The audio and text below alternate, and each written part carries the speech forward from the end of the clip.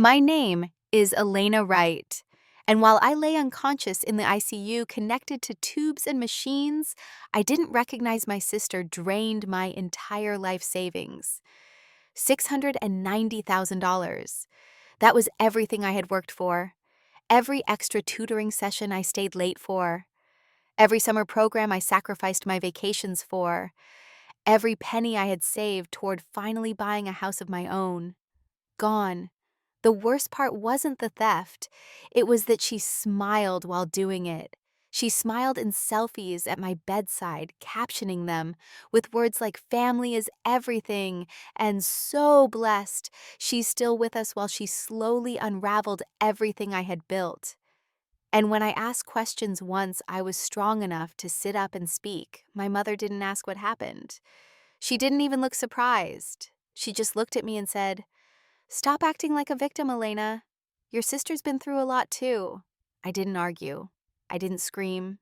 I didn't cry. I just reached into the folder on my lap, pulled out a copy of the hospital camera footage, and forged financial documents and laid them gently on the table. No yelling, no begging, just the truth. And I watched their faces go pale. There's a silence that settles over a room when the lies start falling apart. It's not angry. It's not even loud. It's like the air itself pulls away from you, making space for something to break. I had been lying in that hospital for over 2 weeks, recovering from a fall that nearly fractured my spine. I couldn't walk without help. I couldn't even eat solid food for days. But somehow Riley, my younger sister, had managed to access my account, sign my name, and empty everything I owned. And nobody stopped her. Nobody even questioned it. To the outside world, she was the sweet, worried sibling taking care of everything while I rested. But I saw the truth in the transaction logs and the timestamped security footage and the nurse's uneasy glances. Riley didn't act out of desperation. She acted out of entitlement. And my mother, she didn't just ignore the warning signs. She defended them. "You're being dramatic. She's doing her best. You've always been the cold one," she told me once. Her voice sharp, like she was disciplining a child not speaking to her adult daughter recovering from a serious injury. I could have fought back with anger. I could have tried to make them understand the betrayal. But I had already spent my whole life doing that, explaining, proving, justifying. This time, I let the evidence speak for itself. Because sometimes the only way to be heard is not to raise your voice, but to put the truth on the table and let it burn through the lies all on its own. And when I did, I saw something I'll never forget. I saw the moment they realized I wasn't broken anymore. I was just done. Before the ICU, before the accusations and the silence and the paper trail that nearly undid me, I was just a woman doing her best. I was a high school literature teacher. Room 112, third floor. My desk always had a copy of To Kill a Mockingbird stacked on top of lesson plans and essays waiting to be graded. The kids liked me because I didn't pretend life was easy. I told them stories not just from books, but from real life, how people fall apart and rebuild. How sometimes you forgive people not because they deserve it, but because you don't want to carry their weight anymore. I think I was preparing myself for something I didn't know was coming. I lived in a modest rental just outside Portland, Oregon. It wasn't much, just a one-bedroom with an old heating system that clanked every winter, but it was mine.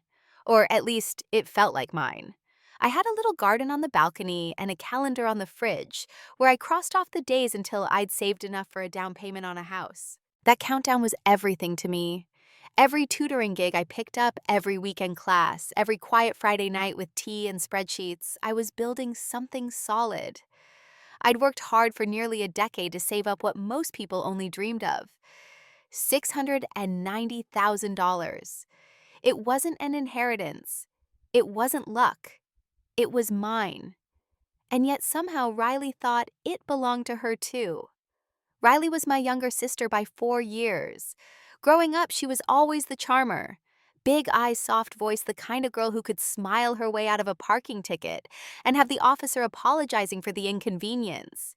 She was beautiful, spontaneous, and always a little chaotic. And no matter what she did, our mother always seemed to defend her. "Riley just needs a little more time," Mom would say, even when she blew through rent money or dropped out of yet another short-lived job.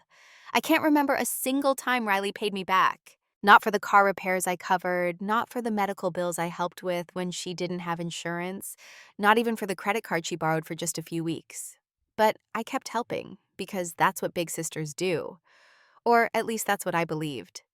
After our dad died, things got worse. He was the quiet compass in our family, the only one who saw things clearly. I remember him once pulling me aside when I was in college, pressing a small silver coin into my palm. It had the word worth engraved on it, worn from years in his pocket. Don't let the world decide what you're worth, he told me. And don't ever hand your value over to people who only show up when it's convenient. I carried that coin every day, slipped it into the pocket of my teaching tote, tucked it in my coat on cold mornings, placed it on my nightstand before bed. It was a reminder of who I was and who I didn't want to become. Mom, on the other hand, had a different story. She never quite recovered from losing Dad.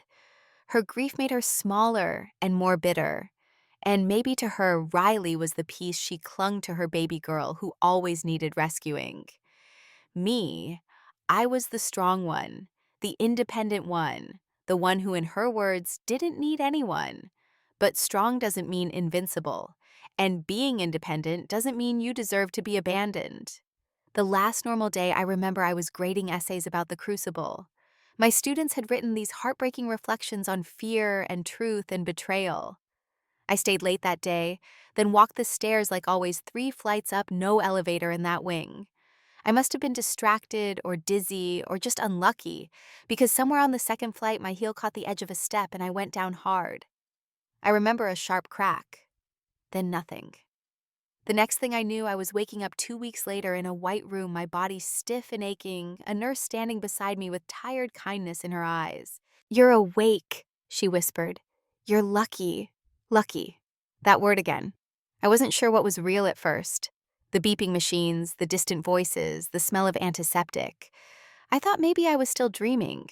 But when Riley walked in with a bouquet of peonies and that carefully orchestrated sad smile, it hit me this wasn't a dream.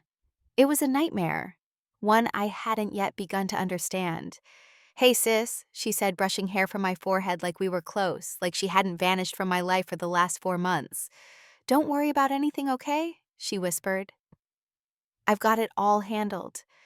And that should have comforted me. But something in her tone made my stomach twist. She looked too calm, too in control. And when she leaned over to take a photo with me, murmuring something about updating the family, I closed my eyes and pretended to sleep. Something didn't feel right, and soon I'd find out just how much had gone wrong while I was unconscious. The first few days after I woke up were a blur. My body didn't feel like mine. My voice was hoarse. My legs were weak, and my thoughts came in pieces like scattered pages from a book I couldn't quite put back together. The nurse, Melody. Her name was kept her tone soft, never asking too much. She helped me sit up slowly, held the cup to my lips when I couldn't lift my arm yet, and changed the flowers Riley brought every other day. Peonies. Always peonies. Riley liked to make things look good. That was her talent.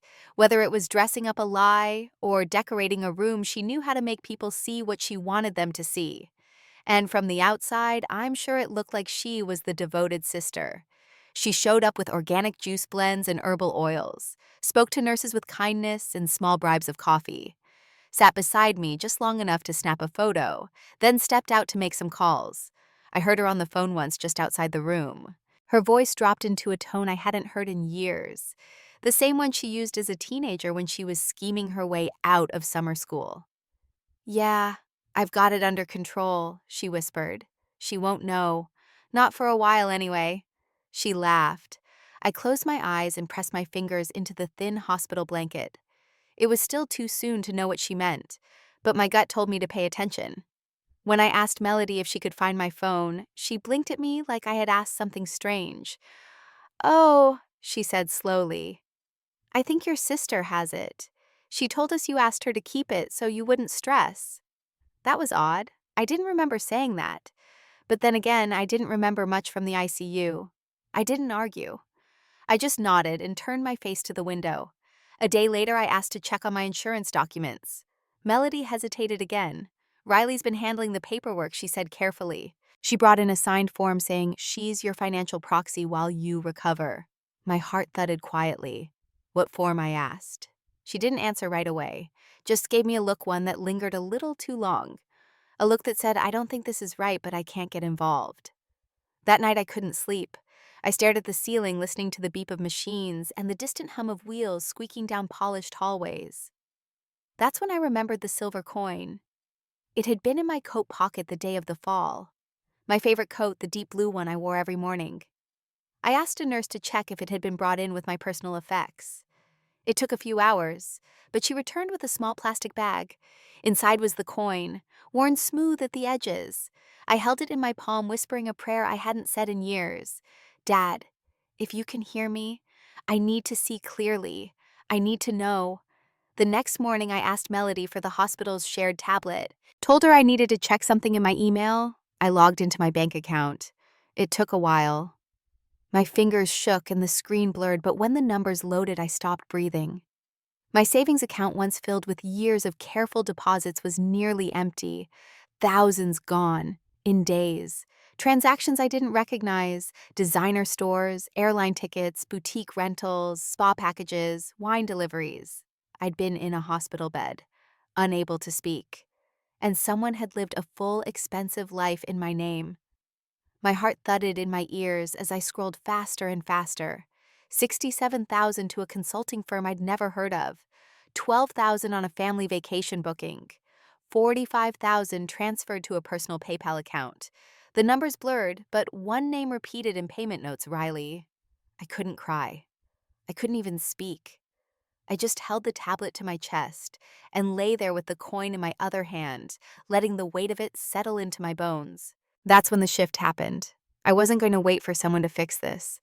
I was going to find the truth myself, even if it meant standing alone. It's strange how betrayal doesn't always hit you like a car crash. Sometimes it drips into your awareness like water through a crack, slow, steady, impossible to ignore once you know it's there. The day after I found the drained account, I asked Melody, the nurse, if I could speak with someone in hospital administration. I told her I had questions about medical billing, but she looked at me like she knew I meant more. She nodded once and quietly said, "I'll see what I can do." That afternoon, I got a visit from an administrator named Leah. Late 50s, graying hair tied into a no-nonsense bun, clipboard hugged to her chest. She had the air of someone who didn't waste time. "What can I help you with, Ms. Wright?" I hesitated. I wasn't used to asking for things, let alone permission to question my own family. But something in me had shifted since I saw those bank statements.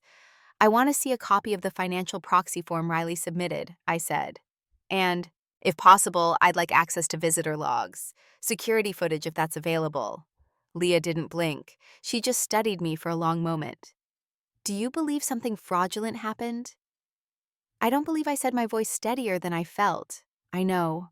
She left without giving me a direct answer, but I saw it in her eyes, the way her brows tightened slightly. She'd seen it before. She knew what it looked like when families circled like vultures around a patient who couldn't speak. The next day, she returned with a sealed folder. Melody wheeled me to a quiet corner lounge near the window, pulled the curtains, and gave me space. Inside the folder was a scan of the authorization form Riley had submitted. The signature on the bottom was mine, except it wasn't. I knew how my signature looked. I'd written it on report cards for years.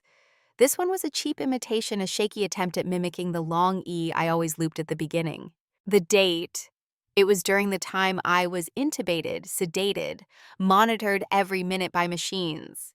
I couldn't even lift a finger, then let alone sign a legal document. I pressed the page flat on the tray in front of me and stared at it for a long time, feeling nothing at first. No tears, no rage, just a numb clarity. Riley had forged it. She hadn't asked for help. She hadn't tried to reach me or wait until I woke. She'd walked into this hospital with a story, a smile, and a pen, and decided she had a right to what wasn't hers. I thought back to all the times I had loaned her money, helped her fix her car, covered for her when she forgot Mom's birthday. I had always convinced myself I was doing the right thing, being the reliable one, the adult. I never imagined she'd see that as an invitation to take everything. A few days later, Melody quietly handed me a flash drive. She leaned in close, her voice low. Hospital rooms have silent cameras in certain units. For safety. Don't ask how I got it. Just be careful. I slipped it into the side pocket of my hospital bag, feeling the cold edge of the drive press against the fabric. That night, I waited until the floor was quiet and the machines around me blinked their soft lullabies. Then I opened my laptop and watched. The footage was silent, grayscale, but clear. There was Riley digging through my personal bag on the chair beside the bed. She pulled out my phone, my wallet. She looked around, then sat at the table and began taking photos. She wasn't panicked. She wasn't grieving. She was methodical.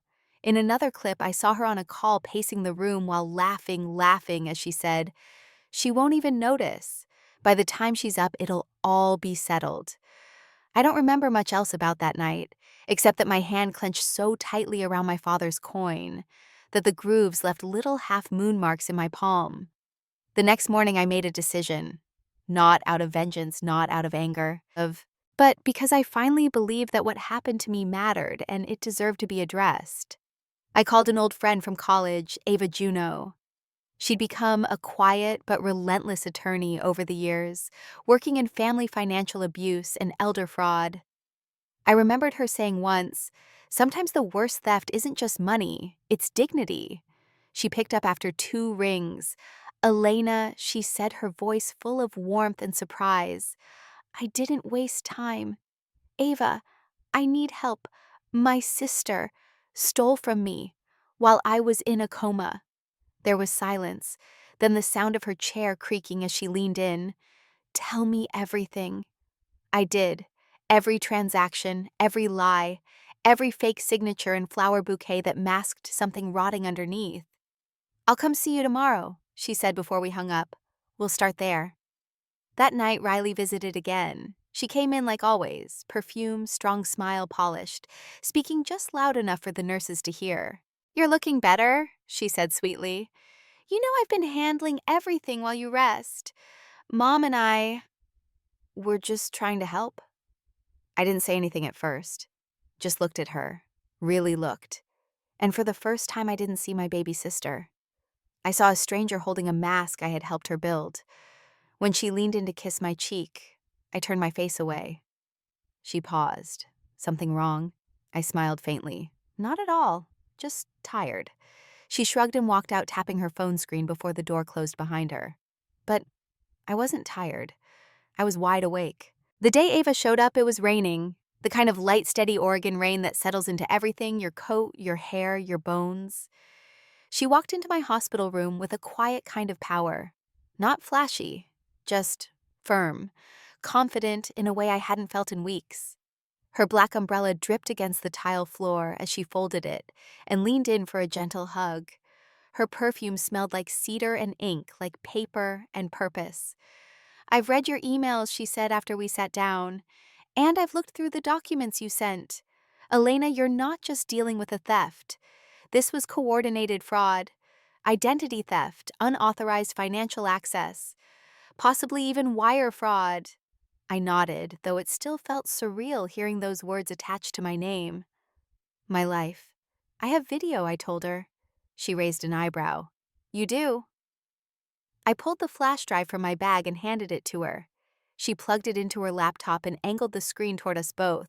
As the grayscale footage played, Ava sat still, watching Riley move around my hospital room, like it belonged to her. At one point, Riley flipped through my wallet, snapped pictures of my cards, then held my ID up to the light. She took everything I whispered. Ava paused the video. "No," she said gently. "She tried to take everything. But you're still here. That's what matters now." She outlined next steps in that calm, steady tone that lawyers use when they've already seen the worst. We'd file a formal complaint, notify the banks, request a freeze on further transactions, and begin building a legal case. But before we did anything else, she asked me the hardest question. "Do you want to confront them before this goes public?" I was quiet for a long moment.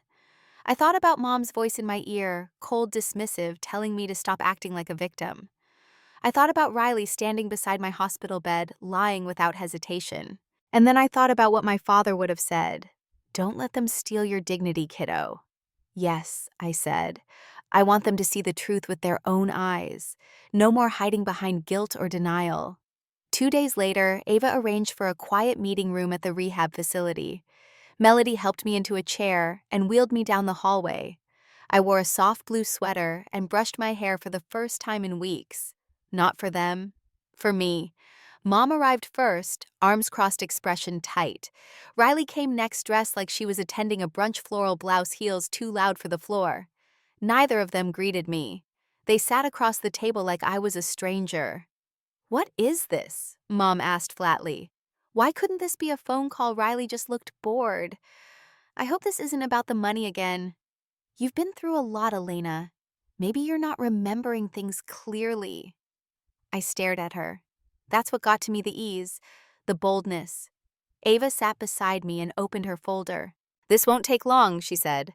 She placed the signed proxy form on the table first. "Let's start here," she said. This form was submitted with Elena's forged signature, dated the same week she was sedated and unable to speak. Mom frowned. "Forged? That's ridiculous." Ava didn't flinch. "Here's a letter from her attending physician confirming Elena was medically incapable of giving consent during that week." I watched Mom's face closely. There was a flicker, a tiny break in her confidence, but she didn't say anything. Then Ava handed over a copy of the bank statements.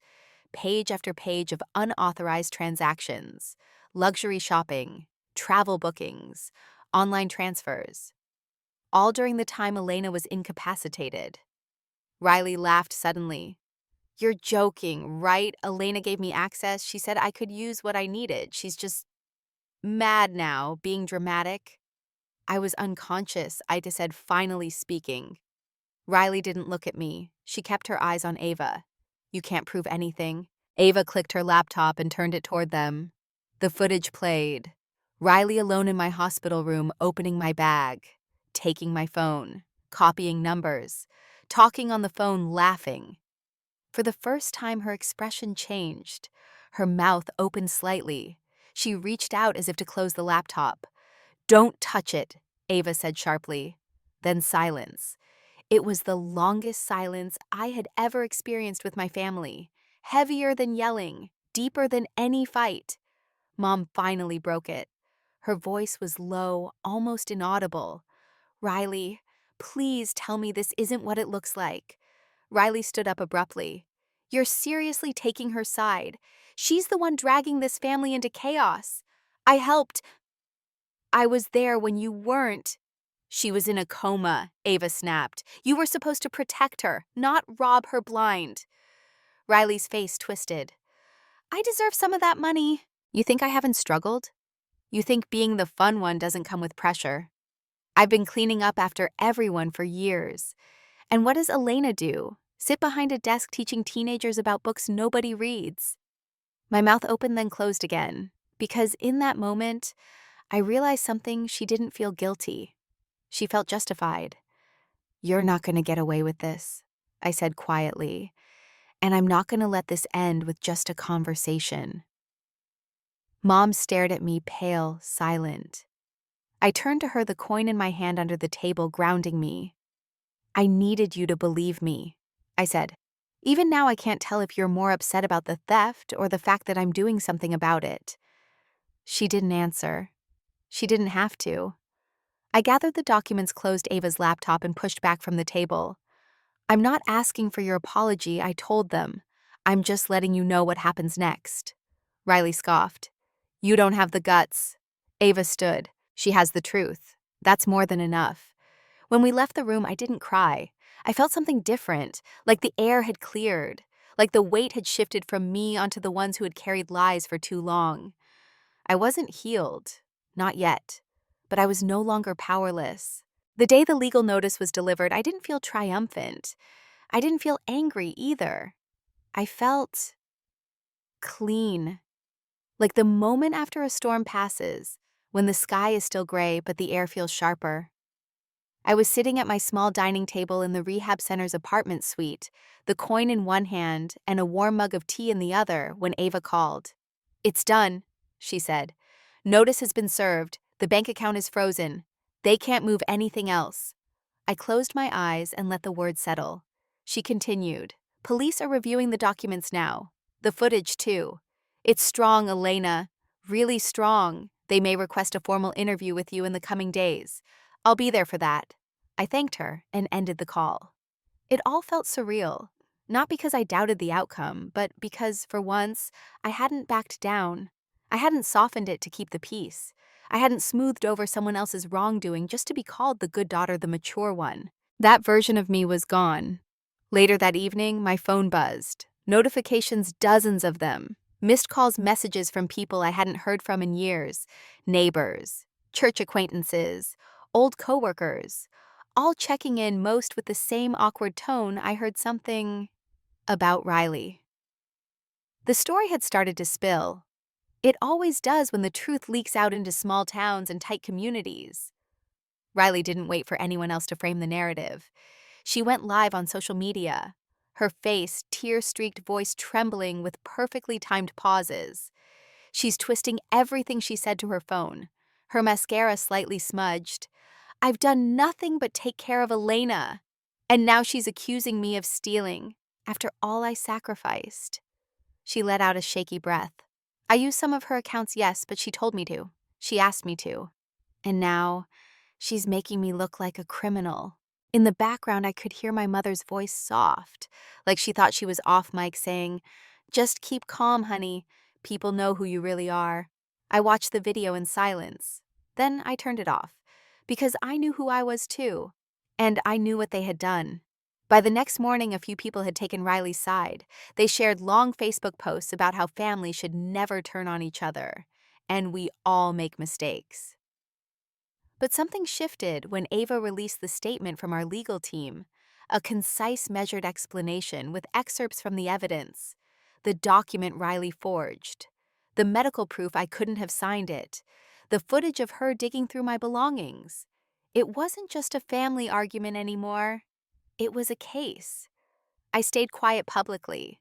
I didn't respond to the gossip. I didn't post anything. I didn't call anyone to defend myself. Instead, I focused on getting stronger.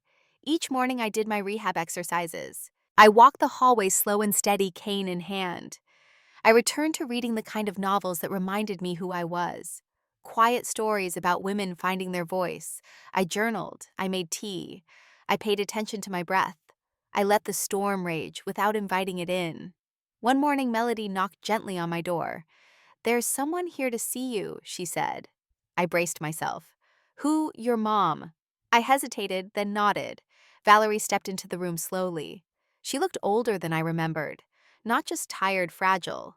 Her voice was quieter than usual, as if the air had been knocked out of her. "Elena?" I waited. She sat down, folded her hands. "I didn't come to fight." "Then why are you here?" I asked, not unkindly. She didn't look at me when she answered. "I saw the footage," she said. "The papers. All of it." I said nothing. She faltered. "I thought Riley was just overwhelmed. That you were exaggerating. You've always been strong, Elena. Always so in control." "And Riley, she's never been that. I thought she needed me more than you did." "I never needed you to choose sides," I said. "I just needed you to see the truth." Her lips trembled. "I do now. I wanted that to mean something, but I'd also learned that realization doesn't always come with repair." "Do you believe me?" I asked. She nodded. "Yes." "Do you believe I deserve justice?" Another pause. "Then, yes." I nodded. She looked at me, then really looked. "You remind me of your father," she said quietly. "He didn't say much, but when he did, he meant every word." She reached into her purse, pulled out a small velvet pouch. I didn't open it right away. She stood to leave, said nothing more. After she left, I opened the pouch. Inside was a photo. Me and Dad sitting on a park bench when I was maybe 12. I was reading aloud to him, our faces half lit by the sun. Behind the photo, I found a note. "I'm proud of you. Even when it's hard, do the right thing." His handwriting. I recognized it instantly. I pressed the note to my chest and closed my eyes. The next week, Riley was formally charged. Fraud, forgery, identity theft.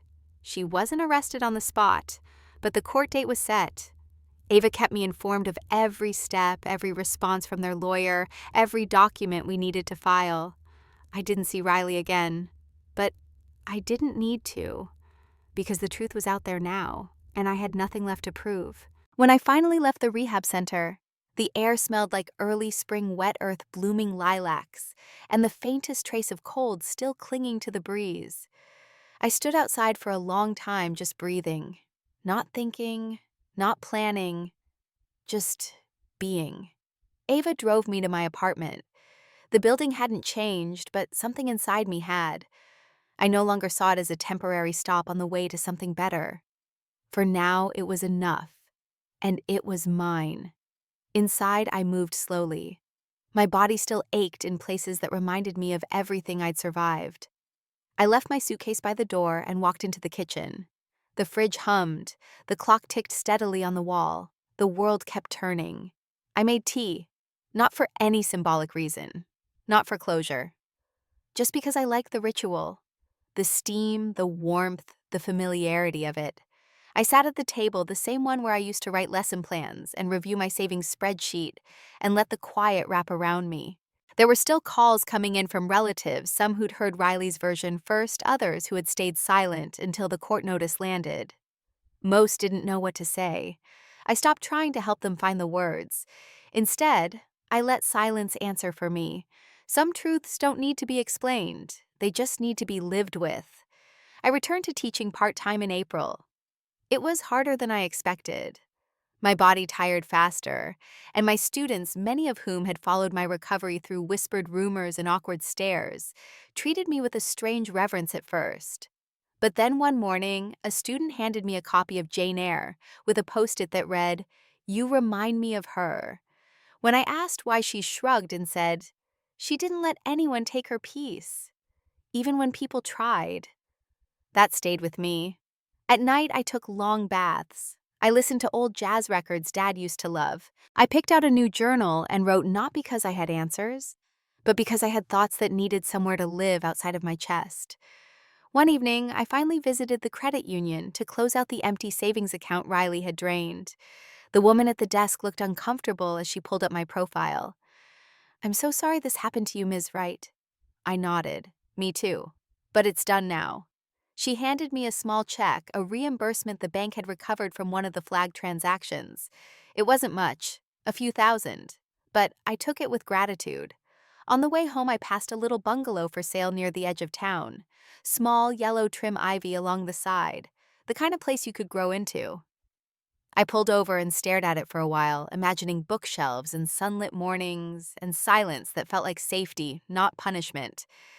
Maybe not now, but soon. That night, I took out my father's coin, the one with worth engraved across the front, and placed it in the small wooden box by my bed. I had carried it long enough. Now I didn't need to prove my worth anymore. I knew it. It's strange how quiet healing can be. Not the dramatic kind they show in movies, the breakdowns, the speeches, the sudden laughter through tears. No, real healing is slow. It hums beneath your skin. It moves through your routines. It lives in small decisions, like making your bed every morning, or deleting numbers from your phone that no longer deserve space there, or walking past your sister's favorite boutique and feeling nothing.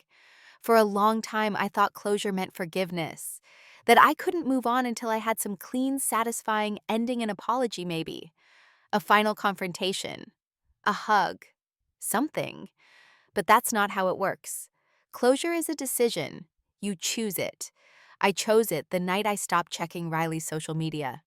I chose it when I stopped explaining myself to people who never really listened in the first place. I chose it when I let myself laugh again, not out of defiance, but because I wanted to. Mom hasn't called since the court date. And I haven't reached out either.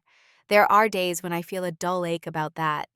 She was never the warmest person, but she was still my mother. There were birthdays, books we passed back and forth, memories of Sunday mornings when it was just the two of us after Dad died, eating toast and listening to old radio shows in the kitchen. But love, real love, isn't proven by nostalgia. It's shown in the present, in who shows up when things are ugly, in who believes you when the story isn't convenient. She didn't show up for me. And that's something I've had to grieve like a death. Some days it's heavier than others, but it's lighter than pretending. I still carry my father with me, not just in memory but in practice. I hear him when I speak to my students about standing tall. I hear him when I sit alone and feel content instead of lonely. I hear him every time I look in the mirror and see someone who didn't fold when it would have been easier. He'd be proud, not because I fought back, but because I did it with grace, because I didn't become bitter. There's a quiet victory in that. I used to think I had to earn peace, that it was a reward for doing everything right, being good, being the fixer, the dependable one, the one who smiled through betrayal because that's just how family is. But I don't believe that anymore. Peace isn't a reward, it's a boundary. You get it when you decide what you will no longer accept. That's what this has all taught me. Not to stop trusting, but to trust better, to trust slowly, to trust myself most of all.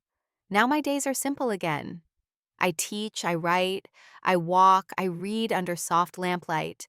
I smile at my students, not because I'm supposed to, but because I mean it. My life isn't dramatic, it isn't full of followers or headlines or flashy scenes. It's just mine. And that's more than enough. Because in the end, no one stole me. They tried. But I'm still here. Sometimes the family you lose is the freedom you gain.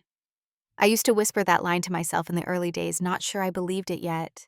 It felt too heavy, too final. But over time, it began to feel like truth. And truth I've learned is the quietest kind of freedom. We're told family is everything, that no matter what you should hold them close, forgive them, love them. But what no one tells you is this love without boundaries isn't love. It's self-erasure. I loved my sister. I still do in a distant, weathered way. But love doesn't mean silence in the face of betrayal. Love doesn't mean handing over your dignity in exchange for belonging. That's not connection. That's control. And I've lived enough of my life trying to earn space I never should have had to beg for. What I've come to understand is that we all have a right to our own peace, to say this isn't okay, to say you've gone too far. And when the people who are supposed to protect us become the ones who hurt us most, we still have the right to walk away. Not in anger, but in clarity. I didn't win anything in court that gave me my savings back in full. I may never see that money again. But I got something better. I got myself back. I sleep through the night now. I eat meals at my kitchen table with soft music playing. Not because it fills the silence, but because it enhances it. I say no more easily. I say yes more carefully. I trust slower. I hold joy closer. That silver coin my dad gave me, I don't carry it in my pocket anymore. It sits in a small frame on my desk at school next to a photo of him. The word still gleams beneath the glass. Worth. My students ask about it sometimes. I tell them it's a reminder of what they ask, that no one can decide what you're worth but you. And maybe that's the lesson I needed all along. In the end, I didn't need to be believed by everyone. I didn't need apologies from people who never planned to give them. I didn't need to repair something that was never built on honesty to begin with. I just needed to trust myself. And now that I do, I'm free.